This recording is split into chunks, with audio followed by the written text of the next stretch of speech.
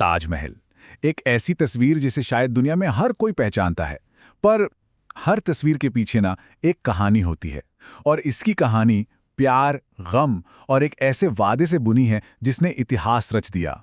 चाहे हॉलीवुड के सितारे हों जैसे टॉम क्रूज और लियोनार्डो डिकैप्रियो, या फिर दुनिया के बड़े बड़े नेता, सबकी राह एक ही मंजिल की तरफ जाती है। आखिर क्या है इस इमारत ने जो लाखों लोगों को अपनी ओर खींच लाता है? पूरी दुनिया में इसकी एक ही पहचान है, प्यार का अनमोल प्रतीक, मतलब the ultimate symbol of love. लेकिन जो तस्वीर हम पोस्टकार्ड्स में देखते हैं, क्या कहानी बस उतनी है, या इस संगमरमर के अजूबे के पीछे कोई और एक असली कहानी छिपी है? चलिए आज पता लगाते हैं। तो कहानी शुरू होती है एक बादशाह की दर्द भरी कसम से। हर बड़ी इमारत के पीछे एक बड़ी वजह होती है, और ताज की वजह एक टूटा हुआ दिल और एक वादा था। बात है साल 1631 की। करीब 30 घंटे के लंबे प्रसव के बाद महारानी मुमताज महल ने अपने 14वें बच्चे को जन्म देते हुए दम तोड़ दिया। ये एक बादशाह का निजी गम था, लेकिन इस गम ने दुनिया का इतिहास ही बदल दिया। कहते हैं अपनी आखिरी सांसों में मुमताज ने शाहजहां से 2 ख्वाहिशें जाहिर की। पहली कि बादशाह किसी और महिला से बच्चे पैदा नहीं करेंगे, और दूसरी कि वो उनके लिए एक ऐसा मकबरा बनवाएंगे जो बिल्कुल वैसा हो जैसा जन्नत का बाग उन्होंने अपने सपने में देखा था। इस वादे ने और अपनी बेगम को खोने के गम ने शाहजहां को तोड़ दिया।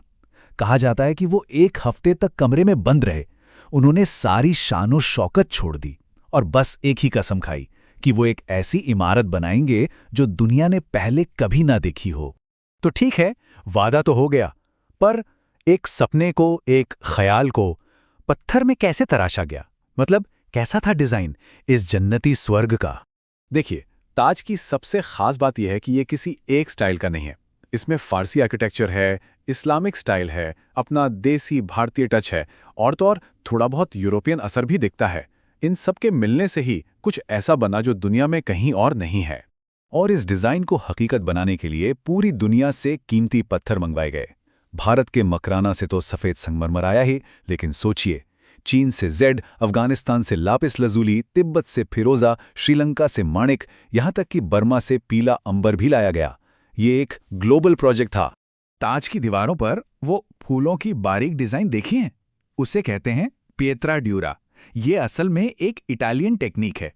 इसमें अलग अलग रंग के कीमती पत्थरों को काटकर, घिसकर सफेद संगमरमर में इतनी सफाई से जड़ा जाता है कि लगता है जैसे पत्थर पर पेंटिंग की गई हो। कमाल है। तो ये तो हुई आर्ट की बात, पर ताज सिर्फ खूबसूरत नहीं है, ये इंजीनियरिंग का भी एक बेमिसाल नमूना है। चलिए अब जरा इसके पीछे के दिमाग और गणित को समझते हैं। 20,000। जरा इस नंबर के बारे में सोचिए। 20,000 कारीगरों और मजदूरों ने 20 साल से ज्यादा तक दिन रात मेहनत की, तब जाके ये इमारत खड़ी हुई। ये बस एक नंबर नहीं है, यह हजारों लोगों की जिंदगी की कहानी है। ताज को देखकर जो एक परफेक्शन का एहसास होता है, उसकी वजह है सिमेट्री, यानी समरूपता। सिमेट्री का सीधा सा मतलब है कि अगर किसी चीज को बीच से देखें तो उसके दोनों हिस्से एक दूसरे की हूबहू नकल हों, जैसे शीशे में दिखते हैं। और ताजमहल कॉम्प्लेक्स इसी सिमेट्री का मास्टरपीस है। चाहे वो बीच का मकबरा हो या उसके अगल बगल बनी मस्जिद और गेस्ट हाउस, सब कुछ एकदम परफेक्ट बैलेंस में है। ये कमाल का संतुलन ही आंखों को इतना सुकून देता है। अब एक और जबरदस्त इंजीनियरिंग की बात। ताज की जो 4 मीनारें हैं ना, वो एकदम सीधी नहीं है, वो हल्की सी बाहर की तरफ झुकी हुई हैं। और ये कोई गलती नहीं है, ये जानबूझकर किया गया है ताकि अगर कभी कोई भयानक भूकंप आए तो ये मीनारें बाहर की तरफ गिरें, मुख्य गुंबद पर नहीं। सोचिए कितनी दूर की सोच थी। अब एक और दिलचस्प चीज है, गोल्डन रेशियो। ये मैथ्स का एक खास नंबर है, लगभग 1.618। ये अनुपात ना हमें कुदरत में हर खूबसूरत चीज में मिलता है, फूलों की पंखुड़ियों से लेकर इंसानी चेहरे तक। जिन चीजों में ये रेशियो होता है वो हमें अपने आप ही सुंदर और संतुलित लगती हैं। और कमाल की बात यह है कि ताजमहल के पूरे डिजाइन में इसी गोल्डन रेशो का इस्तेमाल किया गया है। यही वजह है कि इसे किसी भी एंगल से देखें, ये इतना परफेक्ट और आंखों को इतना अच्छा लगता है। ये सच में कला और विज्ञान का संगम है।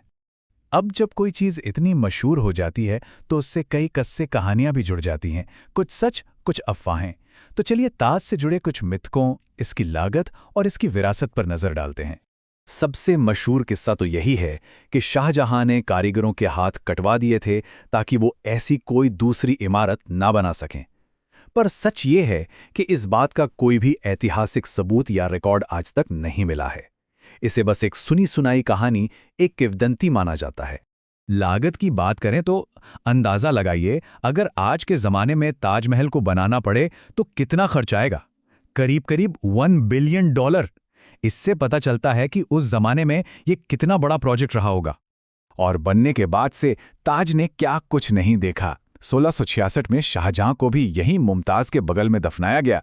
फिर 1800 के दशक में अंग्रेजों के राज में इसे काफी नुकसान पहुंचा, पर बाद में लॉर्ड कर्जन ने इसे ठीक करवाया। यहां तक कि 1942 में दूसरे विश्व युद्ध के दौरान हवाई हमलों से बचाने के लिए इसके गुंबद को बांस से ढक दिया गया था। और 1965 की जंग में तो पूरे ताज को एक बड़े से काले कपड़े से छिपा दिया गया था। और सबसे हैरान करने वाली बात जानते हैं क्या है? आज भी जब ताज की मरम्मत होती है तो उसमें सीमेंट का इस्तेमाल नहीं होता, बल्कि चूना, उड़द की दाल और बताशे के पानी से बना वही सदियों पुराना देसी मिक्सचर इस्तेमाल होता है। ये हमारी विरासत को जिंदा रखने का एक जीता जागता सबूत है। तो ये स्मारक सिर्फ एक बादशाह के प्यार की कहानी नहीं है, बल्कि ये वक्त के थपेड़ों, जंग और अनदेखी से लड़कर खड़े रहने की भी कहानी है। इसने सब कुछ सहा है, पर अब सवाल यह है कि हम आने वाले कल के लिए इस विरासत को कैसे बचाकर रखेंगे, क्योंकि इसका भविष्य अब सिर्फ और सिर्फ हमारे हाथों में है।